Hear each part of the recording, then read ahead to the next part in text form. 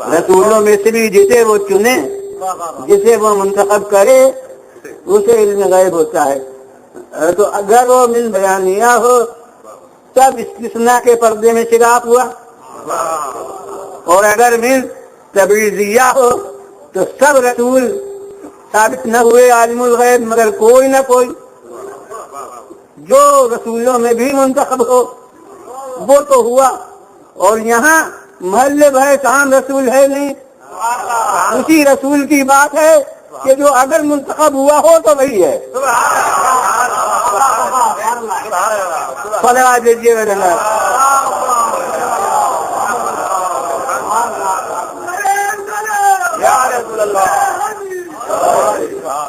پھر بنے نواز و صلوات۔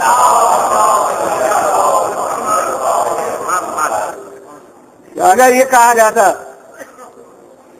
صرف علم من ارتضی، سوا اس کے جو جس کو وہ چنے، تو میں ذرا دور سے اس کی تشریح شروع کرتا۔ میں کہتا ہوں، پھر میں عرض کرتا کہ اس صورت میں عوام کے مقابلے میں انبیاء زیادہ حقدار ہیں جو انہیں چنے، یعنی اگر کسی کو وہ چنے گا تو وہ عام امتی نہیں ہوں گے بلکہ انبیاء ہوں گے، اور اگر انبیاء میں بھی سب کو نہ چنے گا تو رسول ہوں گے، کیونکہ ہمارے نزدیک رسول نبی سے اونچے کا درجہ ہے، اور اگر رسولوں میں بھی سب کو نہ چنے تو اولو العزم ہوں گے،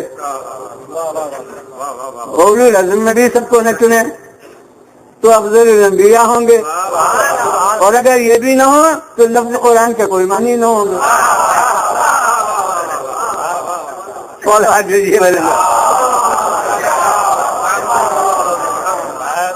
پھر بولیں دعوت۔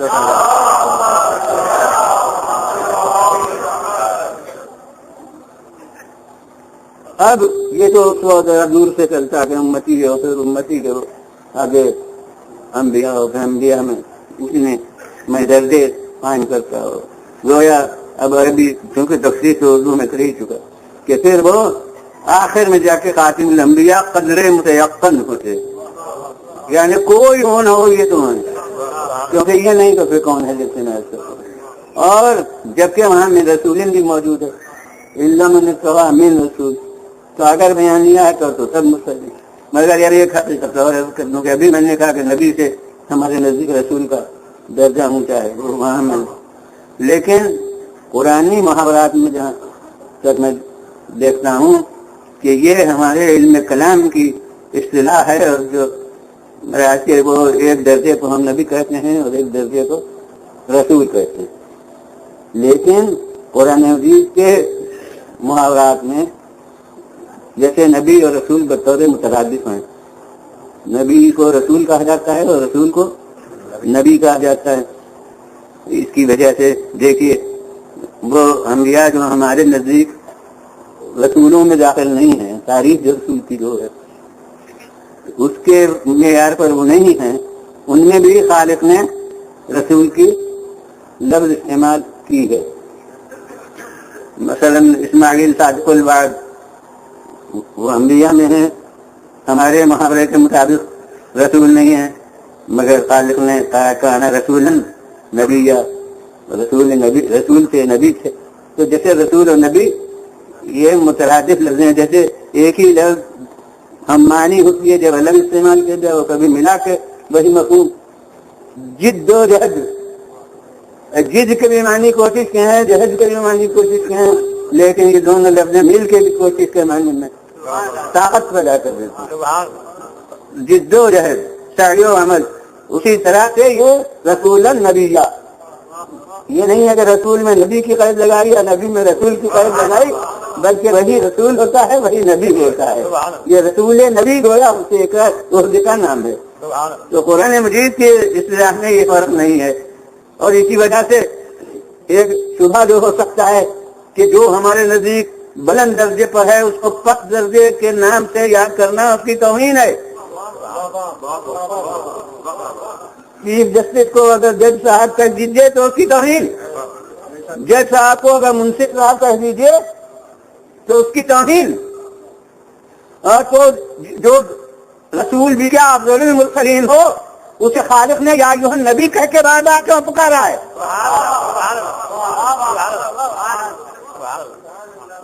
اگر وہ فرق نبی اور رسول کا پیش نظر ہو کلام قرآنی میں بھی، تو نبی جو ان سے کم کا درجہ ہے اس لفظ کو ان کے بارے میں کیوں استعمال ہو سکتا ہے؟ یہ دلیل ہے کہ قرآنی استعمالات میں نبی اور رسول کے درجوں کا یہ فرق نہیں ہے۔ صلوات دیجیے بولے۔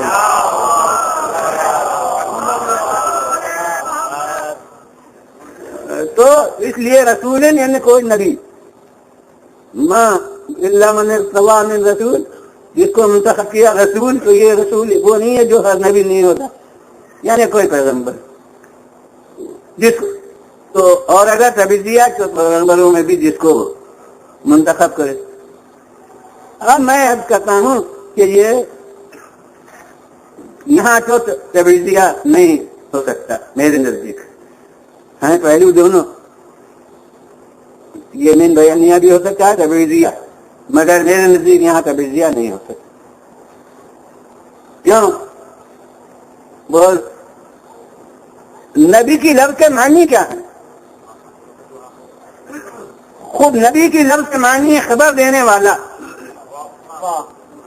تو یہ نبی جو خبر دینے ہی کے لیے بھیجا جاتا تھا، وہ خبر کیا مشاہدات کی دیتا تھا؟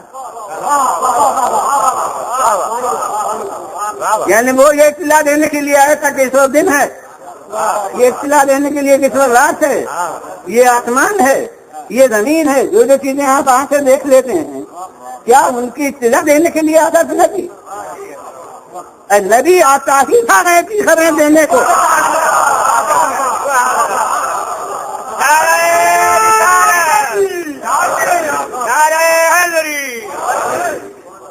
تو جس چیز کا وہ علم ہی نہ دے، اس کی خبر دینے کا منصب کیوں کر دے سکتا ہے؟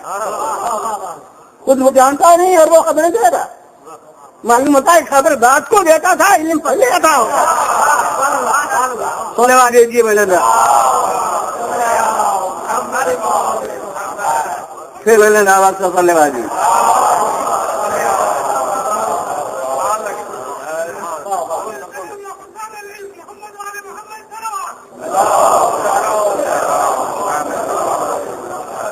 اور اب یہ تو مطلق ہے نبی، اور اب ہمارے نبی اور ہمارے رسول، ان کے تو القاب میں چاہے علم غیب کے تائید کرنے والے ہوں تو وہ حضرت کا لقب یہ لینے کے لیے مجبور ہیں، زبان پر لانے کے لیے، اور چاہے وہ منکر ہوں علم غیب کے تو مجبور ہیں، کیونکہ دونوں لقب قرآن میں ہیں، تو انکار کیوں کریں گے؟ اور اگر حافظ قرآن ہے تو یہ لفظیں یاد کیوں نہ ہوں گی؟ اور پھر آپ کے القاب میں اس کا ذکر کیوں نہ کریں گے کہ حضور والا ان کے تو القاب میں ہے بشیر و نذیر، یہ حقیقت میں نبوت کے دونوں شعبے ہیں، مگر اس نے ان کو الگ الگ کر کے دو لقب بنا دیے ہیں قرآن میں کہ بشیرم و نذیر۔ بشیر کیا اچھی خبریں سنانے والا، نذیر کیا بری خبریں سنانے والا، ثواب کے اطلاع دینا بشیر کے ماتحت، عذاب کی خبر دینا نذیر کے ماتحت۔ تو بتائیے وہ ثواب بھی کیا مشاہدات میں ہے اور وہ عذاب بھی کیا مشاہدات میں ہے؟ تو بشیر و نذیر وہ ہو نہیں سکتا جسے غیب کی خبریں نہ مانیں۔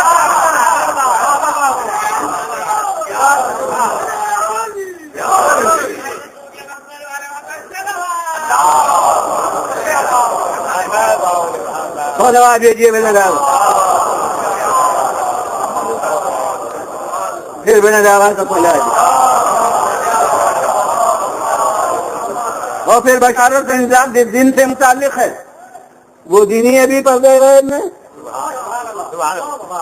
اس ساری دنیا میں تو نہ وہ ثواب ہے اور نہ وہ عذاب ہے، وہ سب دار آخرت میں ہے، اور وہ دار آخرت پورا پردے غیب میں ہے۔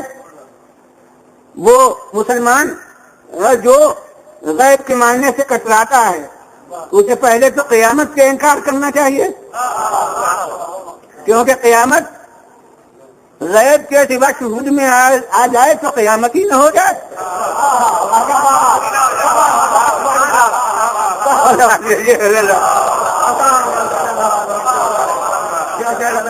پھر میں نے آواز سے بولا